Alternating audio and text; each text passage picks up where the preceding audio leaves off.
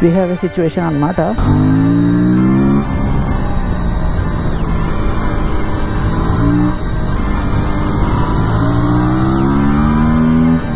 ఇది మన racing boots. అన్నిటికన్నా ముందు సూట్ వేసేటప్పుడు ఆగుతలేదు, ఆగుతుంది అమ్మా, ఫ్రస్ట్రేషన్ వస్తుంది నాకైతే. ప్రాక్టీస్ చేసుకుందాం నడుపుదాం అసలుగా లేక వచ్చిన ప్రాక్టీస్ బండే ఆగుతలేదు. So what's up guys, welcome back to the channel. So finally first track day of 2025. ఇప్పుడైతే సూట్ అప్ అయిపోయి వార్మప్ సెషన్స్ అదంతా కూడా అయిపోయింది. ఫస్ట్ సూట్, షూస్ బయటకు తీసేద్దాం. ఇవి మన racing boots, suit back protectors అన్ని కూడా దీనిలో ఉన్నాయి. సో అన్నిటికన్నా ముందు సూట్ వేసేటప్పుడు ఫస్ట్ వేసుకోవాల్సింది లెగ్స్, దాని తర్వాత షూస్ వేసుకోవాలి మనం. అండ్ ఇప్పుడు ఈ ప్రాసెస్కి ఒక సగం ఎనర్జీ వెళ్ళిపోతుంది. ఫస్ట్ లెగ్ అయితే ఇన్ అయిపోయింది, ఇప్పుడు సెకండ్ లెగ్ది. దీనిలో బేసిక్గా మెయిన్ మెష్ ఉంటుంది కదా, ఆ మెష్ వల్లే కాలు వెళ్ళదు లోపలికి. ఈ లెగ్ది హెల్ప్ చేయాలి రోడొక్కడు. రేస్ సూట్ వేసిన తర్వాత next main thing boots. So మన రేసింగ్ బూట్స్ కూడా అవుటర్ పార్ట్ ఒకటి అండ్ దెన్ ఇన్నర్ బూట్ ఇంకొకటి ఉంటుంది. బేసిక్గా ఇది ఓన్లీ ఆల్పెన్ వాళ్ళది లైసెన్స్డ్ టెక్నాలజీ అనమాట. సో వేరే ఏం బ్రాండ్స్ వాడలేదు. డన్, వన్ సైడ్ అయిపోయింది. సో గైస్, మన చెస్ట్ ప్రొటెక్టర్ ఇంకా బ్యాక్ ప్రొటెక్టర్ ఇది అనమాట. అయినో రేస్ సూట్ ఆల్రెడీ కాస్ట్లీ, కానీ దానికి ఇంత పెట్టిన తర్వాత మళ్ళీ ఇవి కూడా ఉండవా అంటే ఓవర్ సైజ్ ప్రకారం వాళ్ళు తీసుకోవాలి. రేసింగ్ కాబట్టి పడినప్పుడు ఎగ్జాక్ట్ ఫిట్ ఉండాలి కాబట్టి ఒక్కొక్కడికి ఒక్కొక్క సైజింగ్ ఉంటుంది. ఇప్పుడు సేమ్ సూట్ నాకు ఫిట్ అవచ్చు, నా ఫ్రెండ్ కూడా ఫిట్ అవచ్చు. చెస్ట్ ప్రొటెక్టర్ది లెవెల్ ఇవన్నీ వేరే ఉండొచ్చు కదా, సో అట్లా అనమాట. సో గైస్, ఇది మన గ్లౌజ్ అనమాట, ఫుల్ గాంట్లెట్స్. సో రేసింగ్కి వెళ్ళేటప్పుడు మీరు ట్రాక్లో ప్రాక్టీస్ చేస్తున్నా కానీ ఫుల్ గాంట్లెట్స్ వేసుకోవాలి ఎప్పుడైనా కానీ. సో ఇప్పుడైతే సూటప్ అయిపోయాం. నెక్స్ట్ ఇంకా మన బైక్ దగ్గరికి వెళ్ళిపోయి GoPro మోడ్కి వెళ్ళిపోదాం. సో ఆల్రెడీ వార్మప్ చేసుకుంటారు జనాలు, మనం కూడా చేసుకుందాం. పోయి టైర్స్ వార్మ్ చేయాలి. అండ్ దెన్ చాలా రోజులు అవుతుంది కదా, సూట్ గ్లౌజ్ అన్నీ వేసుకొని మస్తు డేంజరస్ టైట్గా ఉన్నాయి. లిటరల్గా ఊపిరి ఇక్కడే సగం అయిపోయేటట్టుంది. యా, సో వీళ్ళు వెళ్ళిపోయాక టైర్స్ వార్మ్ చేసుకుందాం మనం. చలో, ఎవరు లేరు కదా. Time to warm the tires. మన టైర్స్ ఎంత ఎక్కువ వార్మ్ అయితే అంత ఎక్కువ గ్రిప్ ఉంటుంది. అండ్ ఇంకొకటి, టైర్ వార్మ్ చేసుకునేటప్పుడు రేసింగ్ లైన్లో ఎప్పుడు ఉండకూడదు. వెనకాల ఇన్కేస్ ఎవరైనా ఉంటే, లేదు అంటే it's fine. Kind of confidence అయితే ఇప్పుడు కొంచెం బాగానే ఉంది. దీంతో వచ్చిన ఫస్ట్ ట్రాక్ డే తర్వాత ఇదే సెకండ్ అనుకుంటా. ఆ ప్రకారంగా అయితే కొంచెం కాన్ఫిడెన్స్ అయితే బాగానే ఉంది. But yeah, let's see. So front tire వచ్చి 22, రేర్ టైర్ వచ్చేసి 24 అనమాట ప్రెషర్. తర్వాత మళ్ళీ వెళ్ళేటప్పుడు అక్కడే కొట్టేసుకోవచ్చు ఎయిర్ ప్రెషర్. కొద్దిగా లీన్ అవుతూ ట్రై చేద్దామా.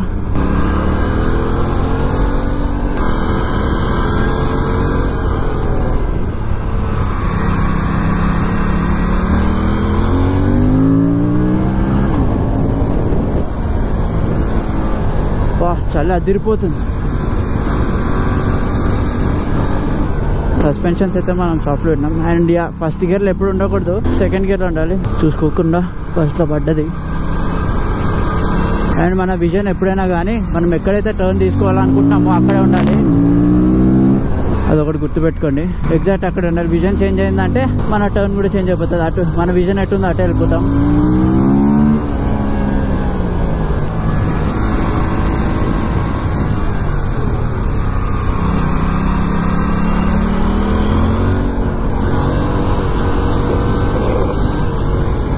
సెట్ కావాలి కొద్దిగా. ఇంకా 2-3 ల్యాప్స్ అలా వేస్తే కొద్దిగా కాన్ఫిడెన్స్ వస్తుంది.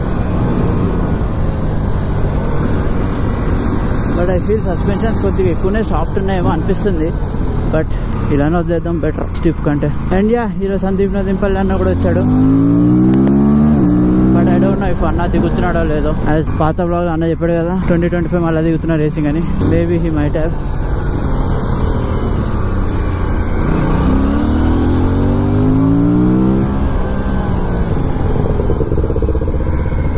వెదర్ కోల్డ్ ఉంది కదా, సో కొద్దిగా స్లో డౌన్ అవ్వమంటుండ అన్న. సో బేసిక్గా కోల్డ్ వెదర్లో ప్రాబ్లం ఏంటంటే కిందంతా ఫాగ్ ఉంటుంది, మిస్ట్ అంతా ఉంటుంది కదా. సో దానివల్ల టైర్స్ స్లిప్ వేసుకోపు ఎక్కువ ఉంటుంది. మళ్ళీ ఇప్పుడైతే కొద్దిసేపు తర్వాత అయితే GoPro తీసేస్తా. మళ్ళీ ఆఫ్టర్ ఫ్యూ సెషన్స్ GoPro పెట్టుకుంటా. ఎప్పుడైతే నేను కొద్దిగా వార్మప్ అయిపోయి కొద్దిగా పేస్ పట్టుకుంటానో అప్పుడు మళ్ళీ GoPro పెడతా.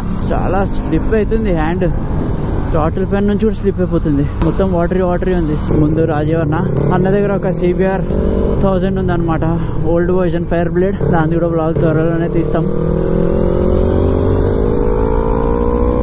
సో అన్న నడిపేది రాయల్ అన్నది R3. కొద్దిగా రెస్పెక్ట్ అనమాట. అది ECU everything change. So guys we have a situation అనమాట. ఈరోజు యాక్చువల్లీ అనుకున్నంత నడపలేకపోతున్నా బైక్, ఎందుకంటే we have a break feeding issue as usual. April things. So lead చేసి అన్ని సెట్ చేసి అయితే పెట్టినాం. బట్ స్టిల్ మీకు చూపిస్తా చూడండి, ఇదిగోండి లిటరల్గా పవన్ చే ఏమవుతుందో ఇప్పుడు. ఒకసారి అయితే బండి టెస్ట్ చేసుకుందాం, పోయి చెక్ అయితే చేద్దాం ఏమవుతుందో.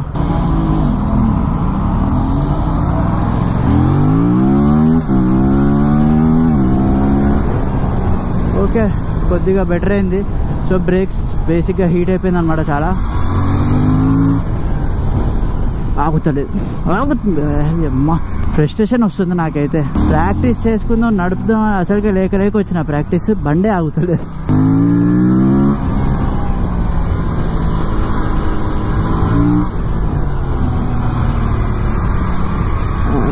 రే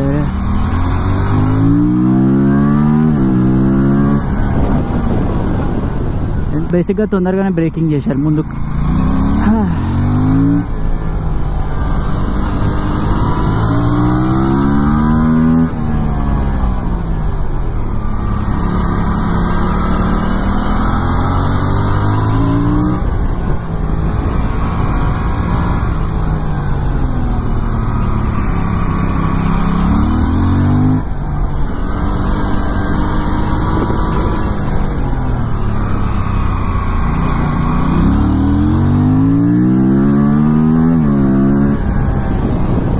ఇక్కడ ఎక్కువ పుష్ చేయొచ్చు, but I don't want to. ఒకటి సస్పెన్షన్ సాఫ్ట్ ఉన్నాయి, ఇంకొకటి బ్రేకులు బంద్ చేస్తలేవు.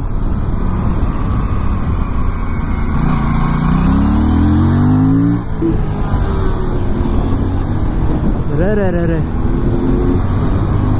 It's an R3.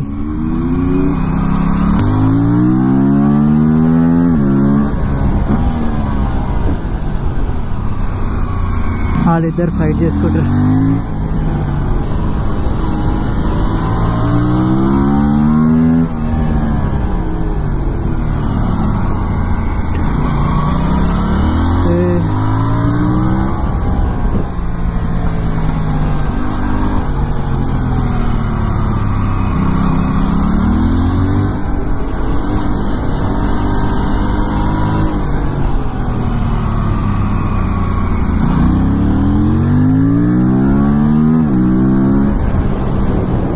మన బ్రేక్స్ మళ్ళీ back to full sponge. Heat అయిపోతుంది తొందరగా. సో గోప్రో అయితే ఇచ్చేద్దాం.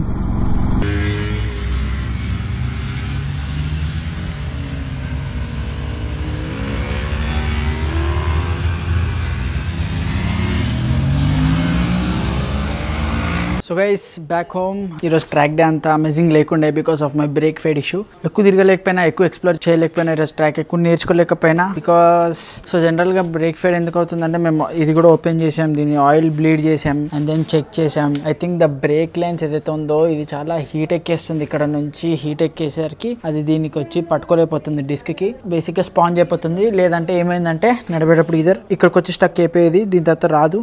లేదంటే యాజ్ యూ కెన్ సీ ఇదిగోండి ఇంత స్పాంజ్ అయిపోయింది బ్రేక్స్ లిటరలీ. సో బైక్ అసలు ఆగట్లేదు. సో దానివల్ల నేను ట్రాక్ ఎక్కువ ఎక్స్ప్లోర్ చేయలేకపోయినా అండ్ ఎక్కువ ఎంజాయ్ చేయలేకపోయినా. ఎందుకో ఫస్ట్ ట్రాక్ డే దీంతో ఎప్పుడైతే చేసినానో ఐ ఎంజాయ్డ్ ఇట్. బ్రేక్ అంతా కూడా బాగానే ఉండే. ఈ రోజు మేబీ హీట్ కూడా ఎక్కువ ఉండే ట్రాక్ లో, దానివల్ల అయి ఉండొచ్చు. But we don't know. But what can we do as of now. And మీరు టైర్స్ కూడా చూడొచ్చు. Track is eating these tires literally. ఇవి మీరు నమ్ముతారో నమ్మరు, 3000 kilometers తిరిగిన టైర్స్ ఇవి. అండ్ జస్ట్ సి ఇక్కడ అంతా అరిగిపోతుంది. సి హోల్స్ ఇక్కడ లేపేస్తుంది track. And around 40 kilometers something track లో తిరిగాం, which means almost like good 35 laps something. So and మన రేడియేటర్ కి కూడా గాడ్ తొందరగా తీసుకోవాలి. ఇక్కడ చూడండి ఇక్కడంతా బెండ్ అవుతుంది. అండ్ దాని తర్వాత ఇంక రేడియేటర్ బెండ్ అయిపోయింది అంటే మాత్రం దాని తర్వాత bike too much over heat అయిపోతుంది.